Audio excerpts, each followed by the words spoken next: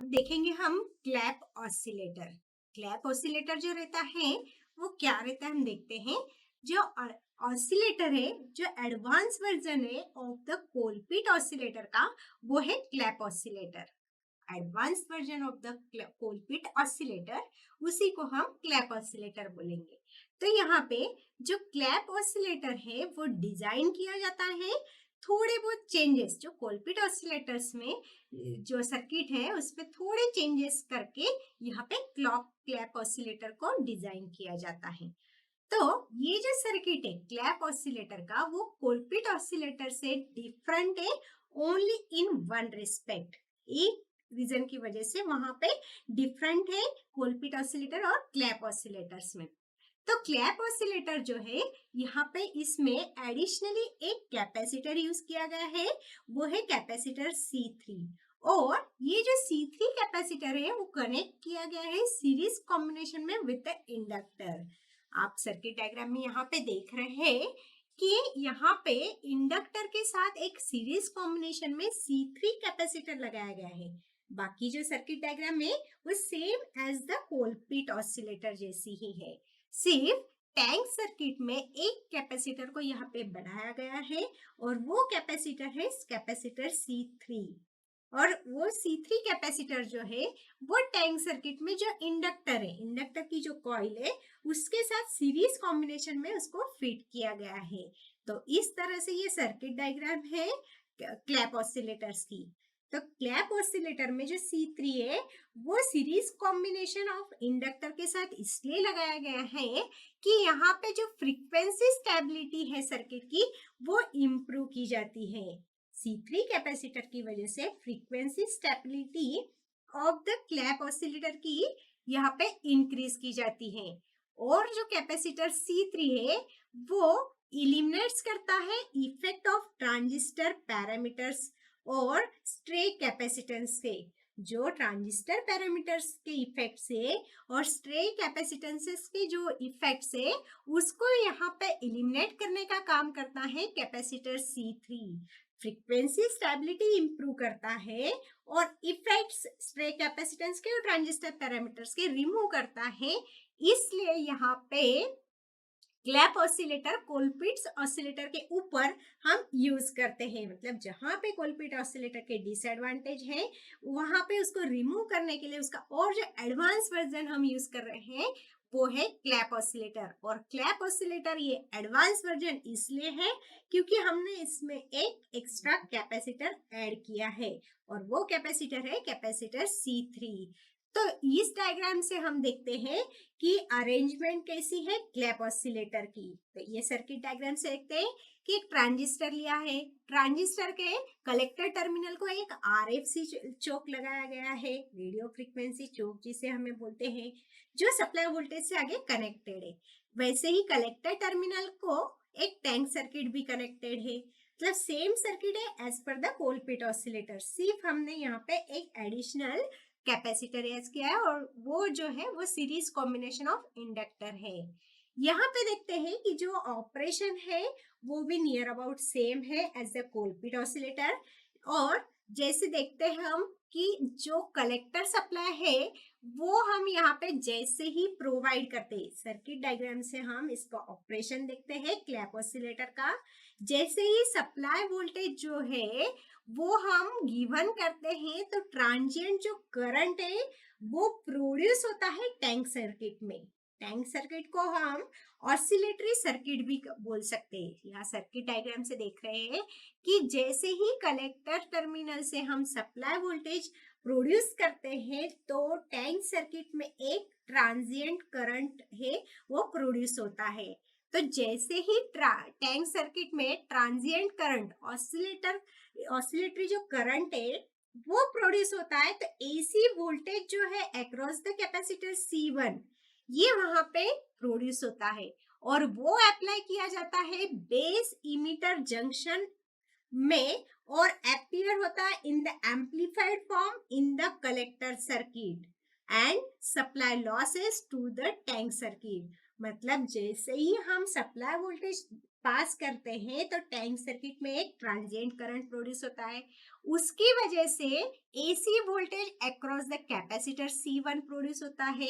C1 के across में AC voltage produce होता है जो अप्लाई किया जाता है to the base emitter junction को। जो ट्रांजिस्टर का बेस इमिटर जंक्शन है उसके पास ये C1 के अक्रॉस में जो एसी वोल्टेज प्रोड्यूस हुआ है वो हमने अप्लाई कर दिया और वो अपीयर होता है इन द एम्पलीफाइड फॉर्म में इन द कलेक्टर सर्किट। और कलेक्टर के सर्किट के पास फिर वो एसी वोल्टेज जो है वो एक एम्पलीफाइड फॉर्म में वहां पे अपीयर होता है। और यहाँ पे जो सप्लाई लॉसेस है टैंक सर्किट में वो यहाँ पे जो है वो इसको रिमूव किए जाते हैं और समवॉट सप्लाई लॉसेस हमें टैंक सर्किट में देखने को मिलते हैं। तो इस तरह जो ऑपरेशन रहता है क्लैप सर्किट का। यहाँ पे क्लैप सर्किट में जो है एक टर्मिनल जो है वो पॉजिटिव पोटेंशियल रहता है with respect to the terminal third, और एक जो दूसरा जो अदर टर्मिनल रहता है वो निगेटिव पोटेंशियल को कनेक्ट रहता है with respect to the ground terminal. मतलब 3 टर्मिनल रहते हैं यहाँ पे ट्रांजिस्टर के। तो एक टर्मिनल जो है वो पॉजिटिव पोटेंशियल रहता है एक टर्मिनल के पास with respect to the ground connection. दूसरा जो टर्मिनल रहता है वो उसको निगेटिव पोटेंशियल से वो कनेक्टेड रहता है with respect to the ground. मतलब पॉजिटिव पोटेंशियल मतलब पॉजिटिव VCC हमने यहाँ पे अप्लाई किया है और निगेटिव पोटेंशियल मतलब निगेटिव VEE सेकंड टर्मिनल को दिया है। और दोनों टर्मिनल विथ रिस्पेक्ट टू हमें ग्राउंड यहाँ पे मिलते हैं क्योंकि यहाँ पे जो एक टर्मिनल है वो ग्राउंडेड है, इसलिए ये दोनों टर्मिनल के अक्रॉस में जो हम पोटेंशियल ले रहे हैं पॉजिटिव और निगेटिव ये विथ रिस्पेक्ट टू हम ग्राउंड लेंगे। तो यहाँ पे ये जो दोनों टर्मिनल्स पे हमें ये दोनों टर्मिनल्स एक दूसरे से 180 डिग्री फेज शिफ्ट रखते हैं। 180 degree out of phase shift से रहते हैं दोनों टर्मिनल, एक पॉजिटिव टर्मिनल और एक negative terminal with respect to ground. दोनों के बीच में 180 डिग्री फेज शिफ्ट रहती है। तो यहाँ पे जो ट्रांजिस्टर जो है वो कॉमन इमिटर कॉन्फ़िगरेशन में है और उसके पास जो फेज शिफ्ट है वो जो फेज शिफ्ट प्रोवाइड करता है वो है 180 डिग्री। इनपुट और आउटपुट के बीच में कॉमन इमिटर कॉन्फ़िगर्ड जो ट्रांजिस्टर है वो 180 डिग्री यहाँ पे फेज शिफ्ट प्रोड्यूस करता है और 180 डिग्री फेज शिफ्ट हमें टैंक सर्किट से मिल रही है। मतलब टोटल 360 डिग्री जो फेज शिफ्ट है इनपुट और आउटपुट वोल्टेजेस के बिटवीन वो हमें यहाँ पे मिल रही है। और ड्यू टू दिस ये 360 डिग्री के फेज शिफ्ट की वजह से वहां पे जो फीडबैक है ये प्रॉपरली फेज होता रहता है। और प्रॉपरली अगर फीडबैक फेज होता रहता है तो हमें कंटिन्यूअस अनडैम्प्ड ऑसिलेशंस मिलते रहते हैं। अनडैम्प्ड ऑसिलेशंस मतलब जो लूप गेन है इन मैग्नीट्यूड फॉर्म ये हमेशा loop gain in magnitude form of the amplifier ये हमेशा ग्रेटर देन 1 रहता है। और जब ये ग्रेटर देन 1 रहता है तो इसके जो ऑसिलेशन है वो सस्टेन रहते हैं इन द सर्किट। सस्टेन मतलब अनडैम्प्ड रहते हैं। अनडैम्प्ड मतलब क्या, जो हमारे पास ये यहाँ पे साइन वेव मिल रही है उसकी एम्पलीट्यूड जो है पॉजिटिव और निगेटिव जो उसकी एम्पलीट्यूड है वो कांस्टेंट रहती है with respect to this time. जैसे ही टाइम आगे अगर बढ़ता है, टाइम कॉन्स्टेंटली आगे बढ़ता है तो amplitude of the sine wave ये कांस्टेंट रहती है और इसी ऑसिलेशंस को हम बोलेंगे यहाँ पे अनडैम्प ऑसिलेशन और सस्टेन ऑसिलेशन। मतलब क्लैप ऑसिलेटर जो है वो सस्टेन ऑसिलेशंस प्रोवाइड करता है जब लूप गेन जो है वो हमारे पास ग्रेटर देन 1 रहता है। मतलब अनडैम्प ऑसिलेशंस वो प्रोवाइड करता है। सस्टेन और अनडैम्प मतलब टाइम जैसे ही बढ़ता है कॉन्स्टेंटली तो उसके जो साइन वेव का जो एम्पलीट्यूड है आउटपुट का जो एम्पलीट्यूड है वो भी कॉन्स्टेंटली इंक्रीज होता है। यहाँ पे साइन वेव का जो एम्पलीट्यूड है वो डिक्रीज नहीं हो रहा है, इंक्रीज नहीं हो रहा है, कॉन्स्टेंटली बढ़ रहा है।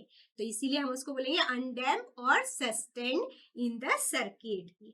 यहाँ पे जो कैपेसिटर है C, ये टोटल कैपेसिटर है ऑफ द टैंक सर्किट में। जो हम देख रहे हैं 3 कैपेसिटर्स हमने यूज किए हैं, और ये तीनों कैपेसिटर को हम इक्वल टू C सपोज करेंगे। इस तरह 1 divide by 1/C1 plus 1/C2 plus 1/C3। तो यूजुअली यहाँ पे जो C3 है ये बहुत ज्यादा कम है देन द C1 और C2 से, इसलिए यहाँ पे जो C जो है वो अप्रोक्सीमेटली इक्वल टू C3 है। इसलिए C जो है इसको हम अप्रोक्सीमेटली इक्वल टू C3 बोलेंगे। और यहाँ पे इसलिए जो फ्रीक्वेंसी ऑफ ऑसिलेशंस रहते हैं वो रहेगा, frequency of oscillation for the clap circuit is 1/2 pi under root of L into C3, under root of L into C3। C3 जो है वो एडिशनल कैपेसिटर है इन द टैंक सर्किट में। तो यहाँ पे हमें ये पता चलता है क्लैप ऑसिलेटर से कि क्लैप ऑसिलेटर कोलपिट ऑसिलेटर जैसा ही है, पर बस इसमें एक डिफरेंट है कि एक एडिशनल हमने कैपेसिटर यूज किया है जो डिफरेंट है इंडक्टेंस और कैपेसिटेंस के अरेंजमेंट में। मतलब टैंक सर्किट जो है वो डिफरेंट है देन द कोलपिट ऑसिलेटर्स का, इसलिए इसमें जो फ्रीक्वेंसी स्टेबिलिटी है वो कोलपिट ऑसिलेटर से भी बेटर है। कोलपिट ऑसिलेटर से क्लैप ऑसिलेटर की फ्रीक्वेंसी स्टेबिलिटी बेटर है due to the C3 capacitor, जो वेरिएबल कैपेसिटर हमने एक्स्ट्रा टैंक सर्किट में ऐड किया है। क्लैप ऑसिलेटर जो है ये हमें इसीलिए कोलपिट ऑसिलेटर के ओवर हम इसको ज्यादा प्रेफर करते हैं, और क्योंकि इसमें जो वेरिएबल फ्रीक्वेंसी हमने ज्यादा यहाँ पे ऐड किए हैं। क्लैप ऑसिलेटर्स ये मोस्ट ऑफ यूज होते हैं in the receiver tuning circuits as the frequency oscillator. Receiver tuning circuit में एज द फ्रीक्वेंसी ऑसिलेटर की तरह से हम क्लैप ऑसिलेटर यूज करते हैं। क्लैप ऑसिलेटर की डिफरेंट एप्लीकेशंस हम देखते हैं कि क्लैप ऑसिलेटर जो है इसमें ये यूज होता है to construct a variable frequency oscillator. Clapp oscillator जो है एक एलसी ऑसिलेटर का ही टाइप है, और ये यूज होता है to construct a variable frequency oscillator.